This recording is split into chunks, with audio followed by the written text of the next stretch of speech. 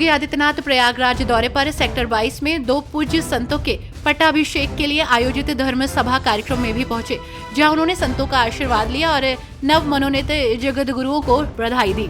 साथ ही उन्होंने कहा कि कुछ पुण्य आत्मा हादसे का शिकार हुई, लेकिन उन परिस्थितियों में हमारे संत एक अभिभावक के रूप में नजर आए। जैसे परिवार के ऊपर एक विपत्ति आती है तो परिवार का अभिभावक भयभीत नहीं होता, उसी तरह हिम्मत के साथ खड़े होते हुए इस चुनौती का सामना करते हुए उन्होंने इससे उबारने का कार्य किया। शंकराचार्य स्वामी अविमुक्तेश्वरानंद सरस्वती ने बागेश्वर बाबा धीरेन्द्र शास्त्री के बयान पर प्रतिक्रिया दी। उन्होंने कहा कि कुछ लोग धीरेन्द्र शास्त्री को खोज रहे हैं। उन्होंने कहा कि संत और कथावाचक अगर ऐसा करेंगे तो लोगों को और भी तकलीफ होगी। उन्होंने कहा कि धीरेन्द्र शास्त्री के बयान से लोग इतने गुस्से में हैं कि उनसे कह रहे हैं कि अगर वो यहाँ दिख जाएंगे तो उन्हें धक्का दे देंगे और मोक्ष दिला देंगे।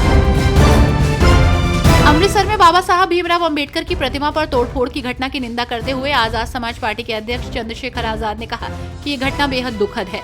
उन्होंने कहा कि इससे पूरे देश दुनिया में डॉक्टर भीमराव अंबेडकर को मानने वालों के मन में बहुत पीड़ा पहुंची। महाकुंभ में लगातार बढ़ रही श्रद्धालुओं की भीड़ एक बड़ा रिकॉर्ड बना रही है। इस कड़ी में साध्वी भगवती सरस्वती ने कहा, ये सचमुच इतिहास है। इतने पहले से कुंभ हो रहा है और हर बार कुंभ बड़ा होता जा रहा है। ये सच में भारत और भारतीय संस्कृति की शक्ति है। अब तो सोशल मीडिया का प्रभाव ऐसा है कि बड़ी संख्या में लोग कुंभ का दर्शन कर रहे हैं। सबके मन और दिल में यही आ रहा है कि हमें भी आना है। गोरखपुर के एयरपोर्ट को अयोध्या के एयरपोर्ट की तर्ज पर विकसित किया जा रहा है। ऐसा एयरपोर्ट तैयार होने में करीब 2 साल का वक्त लगेगा। 2026 तक नया टर्मिनल तैयार होने से न केवल विमानों का आवागमन बढ़ जाएगा, बल्कि विमान सेवा और सस्ती होने की भी संभावना है। इससे यूपी के साथ ही बिहार के खाड़ी देशों को जाने वाले कामगारों को काफी राहत मिलने की उम्मीद है। बजट 2025 की चर्चा जोरों पर है। आम जनता से लेकर राजनेता तक की प्रतिक्रिया सामने आ रही है। इस बीच उत्तर प्रदेश के मुख्यमंत्री योगी आदित्यनाथ ने केंद्रीय बजट 2025 पर अपनी प्रतिक्रिया देते हुए कहा, प्रधानमंत्री मोदी के मार्गदर्शन में केंद्रीय वित्त मंत्री निर्मला सीतारमण ने आज संसद में 2025-26 का बजट प्रस्तुत किया। इस बजट को विकसित भारत के संकल्प को साकार करने के लिए उठाए गए ठोस कदमों की आधारशिला माना जाएगा। महाकुंभ में यात्रियों के आवागमन के लिए रेलवे ने अगले चरण की तैयारी शुरू कर दी है। दक्षिण भारत को प्रयाग से जोड़ने के लिए कई विशेष ट्रेनें शेड्यूल की जा रही हैं।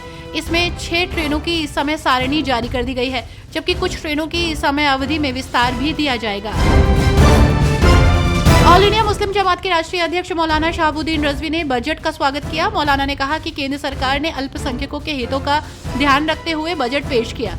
बजट में अल्पसंख्यकों की शिक्षा, आर्थिक और सामाजिक सुधार पर ध्यान दिया गया। फीस और छात्रवृत्ति के लिए भी प्रावधान किए गए हैं।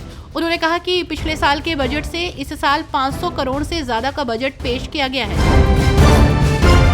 यूपी के उप मुख्यमंत्री ब्रजेश पाठक ने कहा कि मोदी सरकार द्वारा पेश किया गया बजट विकसित भारत के सपने को साकार करने में सहायक बनेगा। उन्होंने कहा कि ये आम आदमी का बजट है, ये गरीब, युवा, अन्नदाता और नारी शक्ति का बजट है। ये बजट देश की अर्थव्यवस्था को विश्व में नंबर 1 पहुंचने में सहायक साबित होगा। उन्होंने कहा कि मोदी सरकार द्वारा लाया गया ये बजट एक दूरदर्शी बजट है। कांग्रेस नेता सुरेंद्र राजपूत ने कहा कि आम आदमी पार्टी और भारतीय जनता पार्टी के लोग राजनीति नहीं करते हैं, बल्कि वो सिर्फ जुमलेबाजी करते हैं। जिन्होंने आपसे इस्तीफा दिया है उनसे पूछना चाहिए कि वे 5 साल क्या कर रहे थे। बीजेपी के लोगों से पूछना चाहिए कि जिन्हें लोगों से इस्तीफा दिलवाया उस इस्तीफे से आपका क्या मतलब है। अब विधानसभा भंग हो गई है, ये सिर्फ मूल मुद्दों से ध्यान भटकाने की साजिश है। उन्होंने आरोप लगाया कि दिल्ली में आप और बीजेपी दोनों मिलकर चुनाव लड़ रही हैं।